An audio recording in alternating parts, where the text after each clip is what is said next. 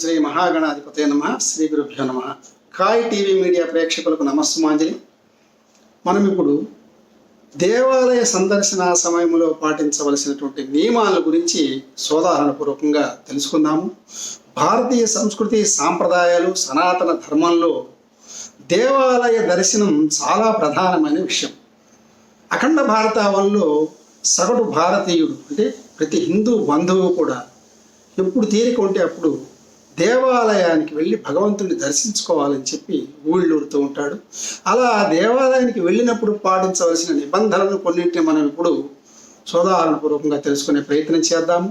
ఎవరైతే దేవాలయ సందర్శన చెయ్యాలా అని మనసులో అనుకుంటారో వెంటనే వాళ్ళు చక్కగా పరిశుభ్రంగా స్నానం చేసి పరిశుభ్రమైన వస్త్రములను ధరించి దేవాలయం దగ్గరికి వెళ్ళి దేవాలయంలో పాదరక్షలతో తిరగకుండా దేవాలయానికి బయట పాదరక్షలను వదిలి కాళ్ళు చేతులు పరిశుభ్రంగా కడుక్కొని దేవాలయంలో గర్భగుడిలో స్వామివారికి దృష్టికోణంలో ఎదురుగా ఉన్నటువంటి ధ్వజస్తంభంతో సహా కలిపి వాళ్ళు ఎన్ని ప్రదక్షిణలు చేయాలనుకున్నారో అన్ని ప్రదక్షిణలు చేసి తదనంతరం గర్భగుడిలోకి వెళ్ళాలని.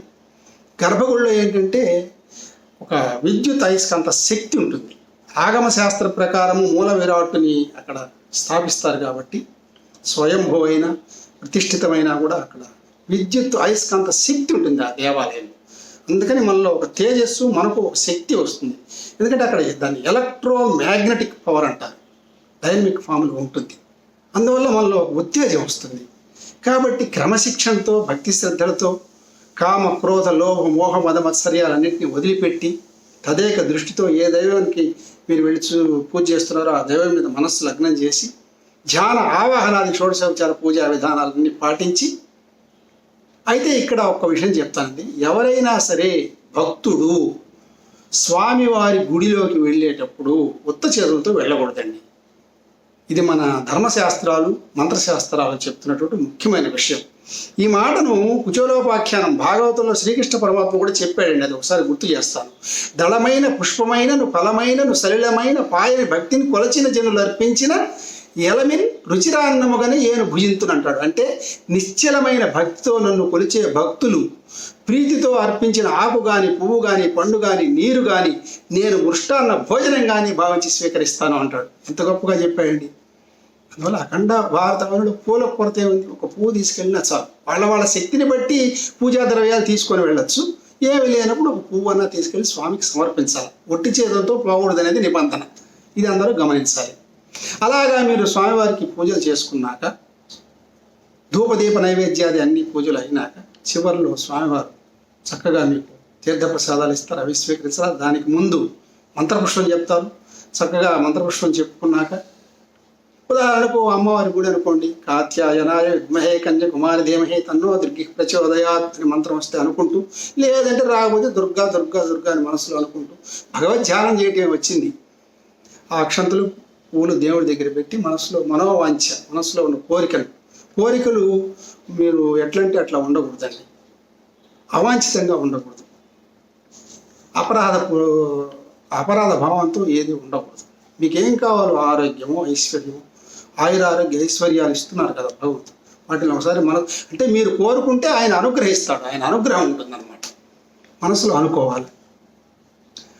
ఆ తర్వాత మీరు చక్కగా ఆత్మ ప్రదక్షిణ చేయాలండి. ఆత్మ ప్రదక్షిణ చేసి యాని కాని చ పాపాని జన్మాంతరకృతాని చ తాని తాని ప్రణక్షంతి ప్రదక్షిణ పదే పదే పాపోహం పాపకర్మాహం పాపాత్మ పాప సంభవ త్రాహిమాన్ కృపయాదేవ శరణాగత వత్సల అన్యథా శరణం నాస్తి త్వమేవ శరణం మమ తస్మాత్ కారుణ్య భావేనో రక్షరక్షో మహేశ్వరుడైతే మహేశ్వర, జనార్దనుడైతే జనార్దన, అమ్మవారైతే మహేశ్వరి. ఆత్మ ప్రదక్షిణ నమస్కారాన్ని సమర్పయాలని ఆ పువ్వు అక్కడ పెట్టేసేయాలి. అంటే ఈ శరీరంతో కాయక వాచక మానసిక దోషాలు పాపాలు ఎన్నో చేస్తాం. వాటిని అన్నింటినీ పోగొట్టి నన్ను చల్లగా చూడు స్వామి అని చెప్పుకోవటమే. ఆ తర్వాత బయటకు వస్తామండి. బయట ప్రాంగణంలో కూర్చుంటాం. తీర్థప్రసాదాలు తీసుకున్నాక బయటకు వస్తాం. ఆ బయటకు వచ్చినప్పుడే మనం ప్రధానంగా తెలుసుకోవాల్సిన విషయాలు కొన్ని ఉన్నాయి. అవి తెలుసుకుందాం. ఎందుకంటే నిశ్చలమైన భక్తితో నన్ను కొలిచే భక్తులు ప్రీతితో అర్పించిన ఆకు కానీ పువ్వు కానీ తీసుకుంటా అన్నాడు కదా, అది ఆయనకు సమర్పిస్తాము. మళ్ళీ ప్రసాదంగా ఒక పువ్వు తీసుకొని చేతిలో పట్టుకొని బయటకు వస్తాం. అది తీసుకొని బయట కూర్చుంటాం. కూర్చొని ఇక్కడ ఏంటంటే ఒక విషయం తెలుసుకోవాలండి ముఖ్యంగా. గర్భగుడిలో దేవుని దర్శనం, పూజ అంతా అయిన తర్వాత గుడి ప్రాంగణంలో కొంచెంసేపు కూర్చోవడానికి అనేక శాస్త్రీయమైన కారణాలు మన పెద్దలు చెప్పారు. అవి తెలుసుకోవాలని చెప్తున్నాను అనమాట.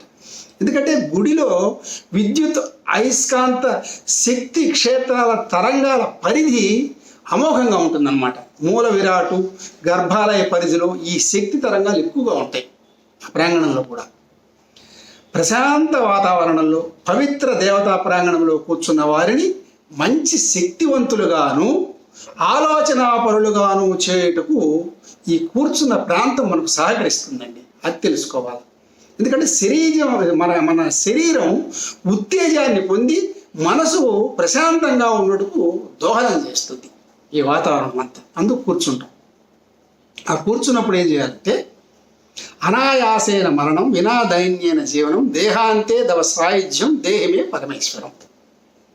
చక్కగా చెప్పుకోవాలండి. ఈ కామ క్రోధ లోభ మోహ మదమత్సర్యాలన్నీ వదిలిపెట్టి, అహంకారం వదిలిపెట్టి,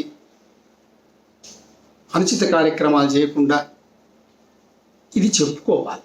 భగవంతుని మీరు ఏ గుడిలో ఉన్నారో ఆ గుడికి సంబంధించిన భగవంతుని మనసులో అనుకుంటూ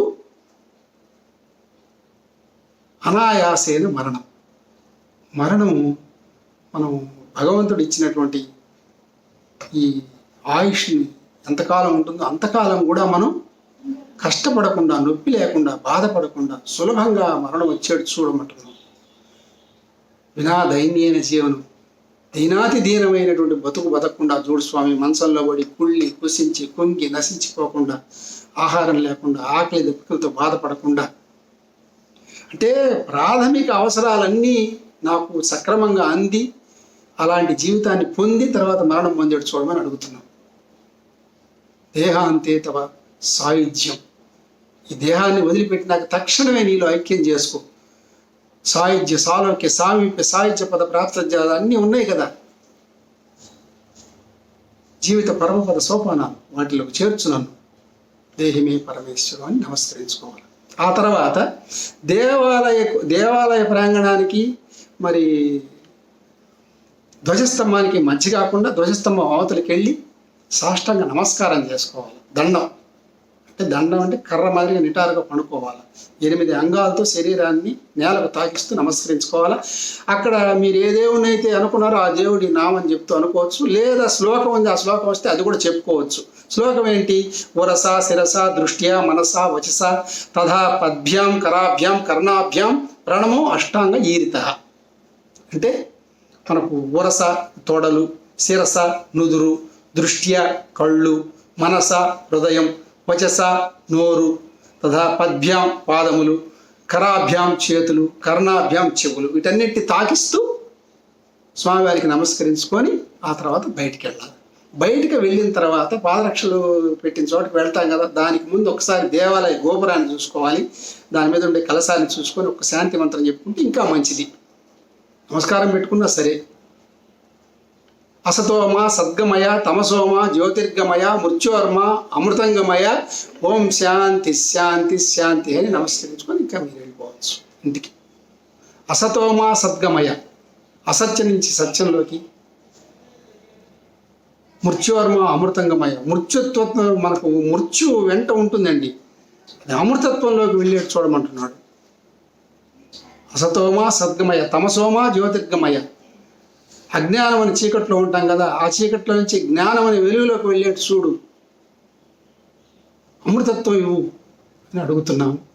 కాబట్టి ఇలాంటి పద్ధతులన్నీ మనం దేవాలయానికి వెళ్ళినప్పుడు పాటిస్తే మనస్సు ప్రశాంతంగా ఉంటుందని తెలియజేస్తూ సర్వే జనా సుఖినో భవంతు. స్వస్తి. మరిన్ని అప్డేట్స్ కోసం మా కాయ్ టీవీని సబ్స్క్రైబ్ చేసుకోండి. మా వీడియో కనుక మీకు నచ్చినట్లయితే లైక్ చేయండి, షేర్ చేయండి. మీ విలువైన అభిప్రాయాలను కామెంట్ బాక్స్లో తెలియజేయండి.